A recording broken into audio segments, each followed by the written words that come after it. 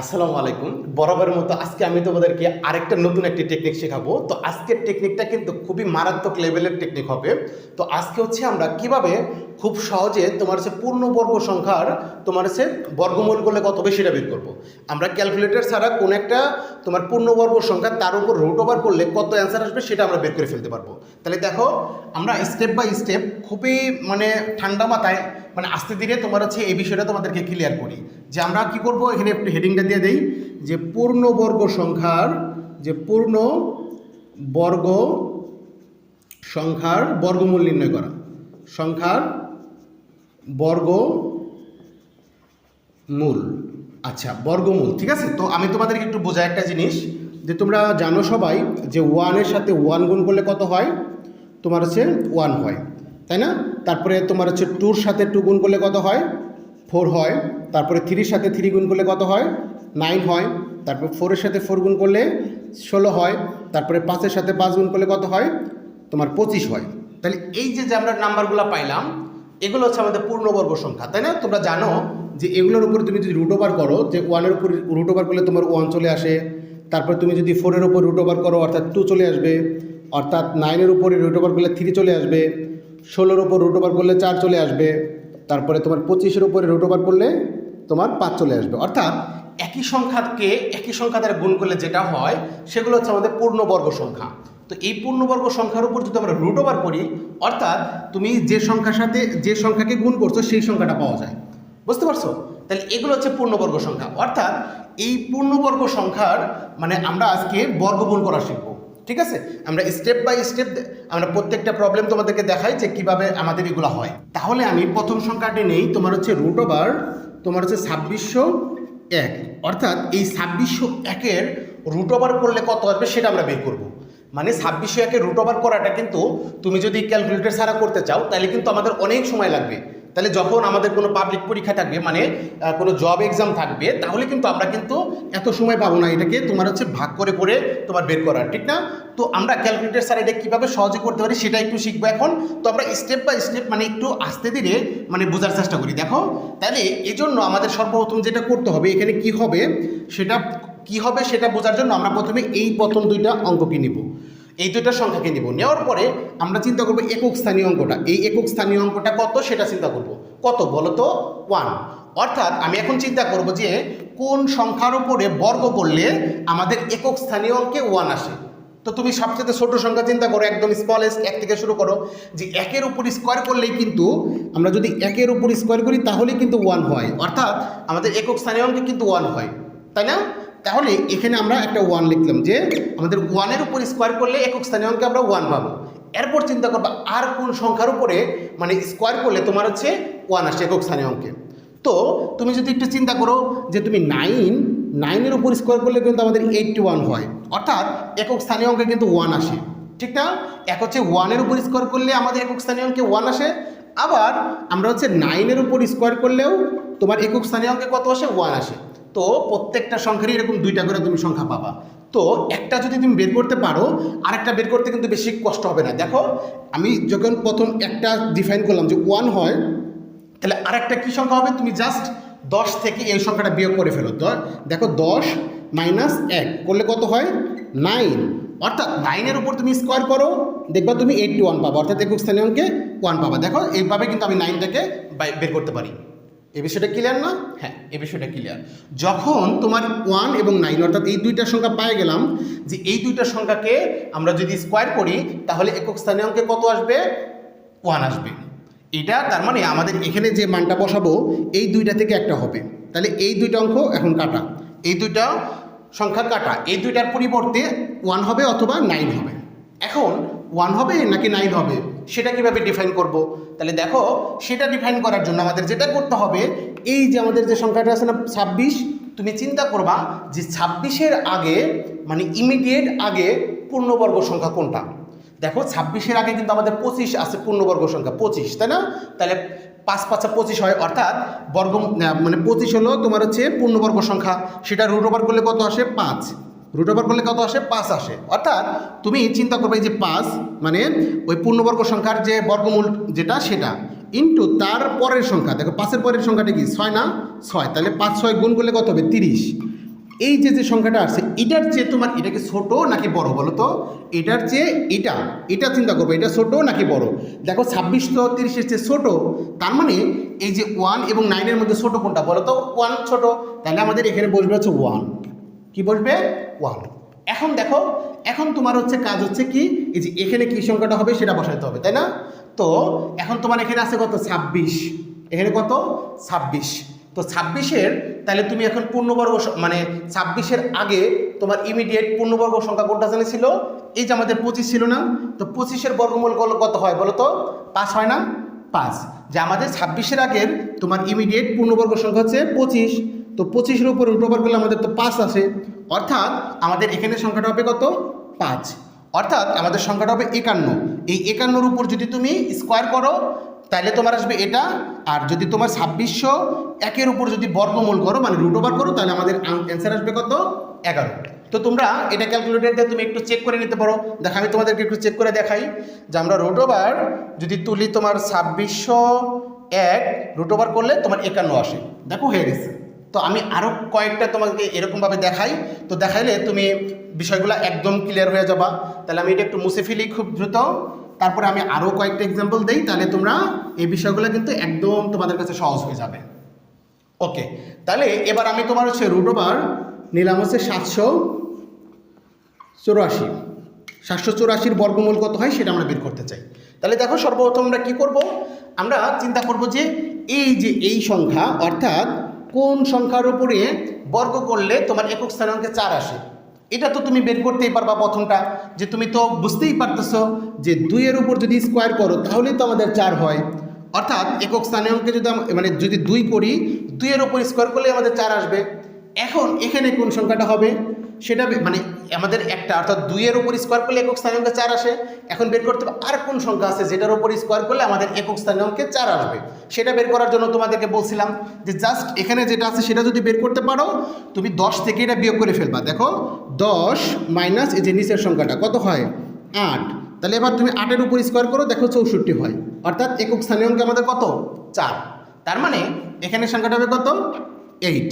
অর্থাৎ আমাদের এখন এই দুইটাকে আমরা বাদ দিয়ে দিব।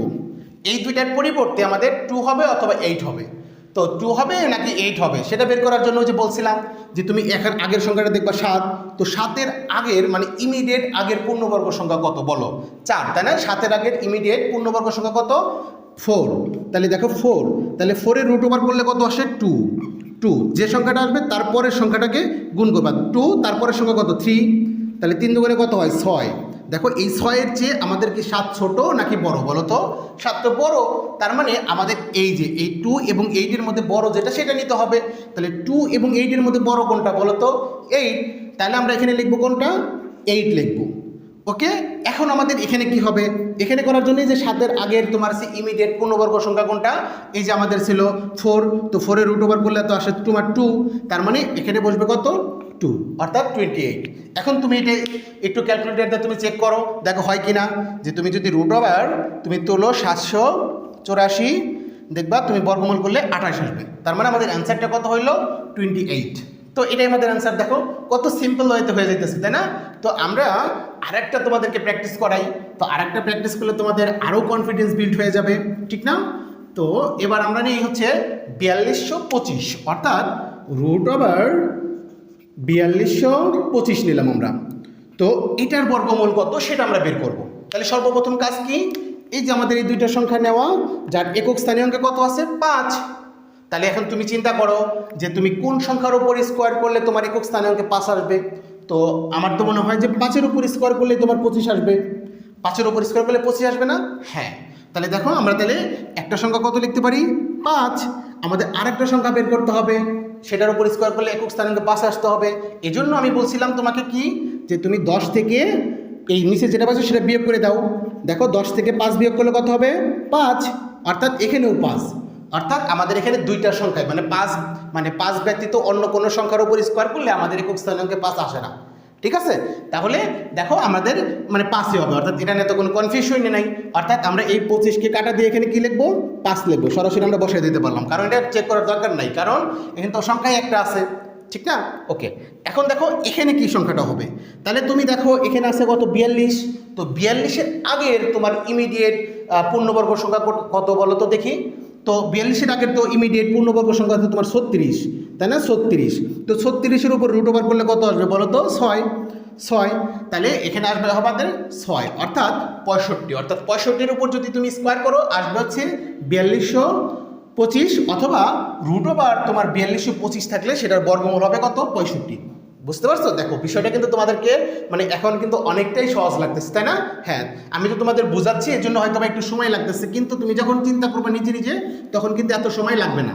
ওকে, তাহলে আমরা আরেকটা প্র্যাকটিস করি। দেখো আমরা রুট ওভার 576 নেই, যে 576টা বের করব। তাহলে দেখো এটাকে আমরা কিভাবে করতে পারি। তাহলে আমি চিন্তা করব যে এই যে এখানে কোন সংখ্যাটা আছে যেটার উপর স্কোয়ার করলে আমাদের লাস্টের সংখ্যা তোমার হচ্ছে কত হবে? 6 হবে।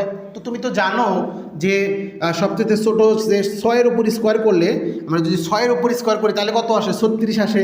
তখন একক স্থানীয় অঙ্কে আমরা কত পাই? 6 পাই। তাহলে এখানে আসবে 6। তাহলে এখানে কি হবে বলো তো? ওই যে তুমি 10 থেকে 6 বিয়োগ করে ফেলবা, 10 থেকে 6 বাদ দিলে কত থাকে? 4। অর্থাৎ তোমার হচ্ছে 4-এর উপর স্কোয়ার করলে, মানে হচ্ছে আমরা যদি 4-এর উপর স্কোয়ার করি অর্থাৎ তোমার হচ্ছে 10 থেকে 6 বাদ দিলে 4 থাকে, তো 4-এর উপর স্কোয়ার করলে কত হবে বলো তো? 4 4 16। তাহলে দেখো এই যে 16, এই 16 হচ্ছে আমাদের একক স্থানীয় অঙ্কের তোমার 6, ঠিক না? তো তুমি প্রথম অঙ্কটাও চিন্তা করতে পারতে 16, মানে 4-এর উপর স্কোয়ার করলে কত আসে? 16 আসে। তার মানে একক স্থানীয় অঙ্কে কত? 4 হয়। পরে তুমি 10 থেকে তুমি 4 বিয়োগ করলে 6 পাইতা। অর্থাৎ যেটা তোমার মাথায় প্রথমে আসে, যে সংখ্যাটা তোমার স্কোয়ার করলে একক স্থানীয় অঙ্কে 6 আসে, যেটা তোমার 4 আসুক মাথায় আগে আর 6 আসুক, যেটাই আসুক সেটা আগে তুমি চিন্তা করবে। আমি চিন্তা করছিলাম যে 36, তো তাহলে 6, তাহলে আরেকটা সংখ্যা কত হবে? 4, কারণ 10 থেকে 6 বাদ দিলাম আমাদের 4 আসে, তো 4-এর উপর স্কোয়ার করলে তো 16 হয়, তো 16-র তো একক স্থানীয় অঙ্কে 6ই আছে। মনে হয় বুঝতে পারছো? তাহলে দেখো এখন আমাদের 6 হবে নাকি 4 হবে, এটা কীভাবে ডিফাইন করবো তার আগে আমি এটা কাটা দিয়ে ফেলি, কারণ এটার পরিবর্তিত যে কোনো একটা বসবে। এখন দেখো আগের সংখ্যা আমাদের কোনটা? 5। তাহলে 5-এর আগের ইমিডিয়েট তোমার পূর্ণবর্গ সংখ্যা কত বলো তো? 4। তো 4-এর উপর রুট ওভার করলে কত আসে? 2। তাহলে 2-এর পরের সংখ্যা কত? 3। তাহলে 3 দোকানে 6। এখন দেখবা এটার তো চেয়ে এই 5টা ছোট নাকি বড়? তো 6-এর সে তো 5 ছোট, তাহলে ছোট হলে এই দুইটার মধ্যে যেটা ছোট সেটা নিতে হবে, অর্থাৎ একক স্থানীয় অঙ্ক আমাদের হবে 4। আর এখন এই যে 5-এর আগের ইমিডিয়েট পূর্ণবর্গ সংখ্যা ছিল 4, তার রুট ওভার করলে আসে 2, অর্থাৎ এখানে হবে 2। অর্থাৎ 576-এর বর্গমূল করলে আসবে কত? 24। আশা করি বিষয়গুলো তোমাদের কাছে খুবই মজার লাগতেছে। তোমাদের বন্ধুদের সাথে মানে এই মজার টেকনিকগুলো একটু শেয়ার করে দাও, যাতে ওরাও এই বিষয়গুলো একটু বুঝতে পারে। দেখো আমরা আরও 2-একটা প্র্যাকটিস করি, তাহলে আমাদের কনফিডেন্সটা আরও মানে বহুগুণ একটু বেড়ে যাবে আর কি। হ্যাঁ, তো আমরা এখানে ধরো লিখলাম যে রুট ওভার তোমার হচ্ছে 2500।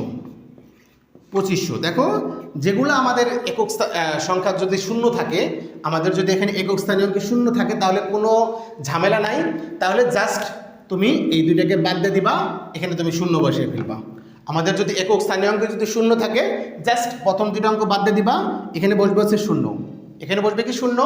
এখন আমাদের আগের সংখ্যাটা কত হবে? তাহলে তুমি দেখবা পর এইখানে আমাদের কি আছে? 25। তাহলে 25-এর আগ পর্যন্ত বা 25 পর্যন্ত তোমার হচ্ছে পূর্ণবর্গ সংখ্যা কত? তাহলে দেখো 25ই তো আমাদের একটা পূর্ণবর্গ সংখ্যা, তাই না? আমাদের 25ই তো একটা পূর্ণবর্গ সংখ্যা। তাহলে 25-এর উপর যদি আমরা রুট ওভার করি তাহলে কত আসে? 5 আসে না? 5, অর্থাৎ এখানে আমাদের 5 বসবে, অর্থাৎ 2500-র বর্গমূল করলে আসবে কত? 50। তো আশা করি বিষয়টা তোমাদের ক্লিয়ার। আচ্ছা, আমরা আরেকটা তোমার হচ্ছে প্র্যাকটিস করি, আমরা আজকের ক্লাসটা ক্লোজ করি। তো আশা করি তোমাদের এই বিষয়টা আর কখনো ভুলবা না, যে কোনো সংখ্যার এরকম মানে পূর্ণবর্গ সংখ্যা যদি থাকে তার বর্গমূল করাটা আমি মনে হয় তোমাদেরকে বোঝাতে পারছি। তো দেখো আমরা আরেকটা প্র্যাকটিস করি। আমরা এবার নেই রুট ওভার তোমার 529, রুট ওভার 529, এটার বর্গমূল কত হবে সেটা আমরা একটু চিন্তা করি। তাহলে দেখো আমাদের সর্বপ্রথম কি করতে হবে? এই দুইটা সংখ্যা যার একক স্থানীয় অঙ্কে 9 আছে, অর্থাৎ তুমি চিন্তা করবা কোন সংখ্যার উপরে স্কোয়ার করলে আমাদের একক স্থানীয় অঙ্কে 9 আসে। তাহলে বলো তো আমাদের কোন সংখ্যার উপর স্কোয়ার করলে একক স্থানীয় অঙ্কে তোমার 9 আসবে? বলো তো দেখি। আমরা তো জানি 3-র উপর স্কোয়ার করলে তো 9 আসে, তাই না? 3-র উপর স্কোয়ার করলে 9 আসে না? হ্যাঁ, তো 3-র উপর স্কোয়ার করলে 9 আসে। তাহলে আমরা এখানে লিখতে পারি যে 3 একটা সংখ্যা কী হতে পারে? 3 হতে পারে। এখন আরেকটা সংখ্যা কি হবে, ওই যে বলছিলাম যে তুমি 10 থেকে এই যেটা পাবা সেটা বিয়োগ করে দেবা। 10 থেকে তুমি 3 বিয়োগ করো, কত পাবা? 7। অর্থাৎ 7-এর উপর স্কোয়ার করো, দেখো 49 আসবে। এই যে একক স্থানীয় অঙ্কে 9 পাইছো। তাহলে আমরা কি করব, জাস্ট এখানে লিখবো 7। এখন এখানে আমরা এইটাকে বাদ দিয়ে দিব, এটার পরিবর্তে এটা হবে নাকি এটা হবে, সেটা কিভাবে ডিফাইন করব? দেখো আগের সংখ্যা কত? 5। তাহলে 5-এর ইমিডিয়েট আগের পূর্ণবর্গ সংখ্যা কত বলো তো? 4। 4-এর উপর রুট ওভার করে কত আসে? 2। তাহলে 2-র পরের সংখ্যা কত? 3। তাহলে 3 দুগুণে 6। দেখো 6-এর চেয়ে আমাদের 5 ছোট নাকি বড় বলো তো? এই 6-এর চেয়ে 5 ছোট নাকি বড়? ছোট। তাহলে যদি ছোট হয় তাহলে এই দুইটার মধ্যে ছোট কে বলো তো? 3। তাহলে এখানে বসবে হচ্ছে আমাদের 3। আর এই 5-এর আগের ইমিডিয়েট পূর্ণবর্গ সংখ্যা ছিল 4, তার রুট ওভার করলে তো আমাদের 2 আসে। তো এখানে আমাদের সেটা বসে যাবে, অর্থাৎ 23। অর্থাৎ 23-এর উপর যদি আমরা স্কোয়ার করি আমরা পাবো 529, অথবা তোমার হচ্ছে রুট ওভার 529, অর্থাৎ 529-এর বর্গমূল করলে আমাদের অ্যান্সারটা আসবে 23। তো আশা করি তোমরা খুব সহজেই এই মজার টেকনিকটা একটু শিখে ফেললাম। তো এই বিষয়টা কিন্তু তোমাদের খুবই খুবই ইম্পর্টেন্ট। তো তোমরা হচ্ছে ক্লাসটা দেখো, আমরা কিন্তু প্রতিদিনই একটা করে এরকম নতুন নতুন টেকনিক দেখাই। তো তোমাদের বন্ধুদের সাথে একটু টেকনিকগুলো শেয়ার করো, নিজেরাও দেখতে থাকো, সবাই ভালো করো। দেখা হবে পরবর্তী ক্লাসে। সে বন্ধু সবাই সুস্থ থাকো, ভালো থাকো। আসসালামু আলাইকুম।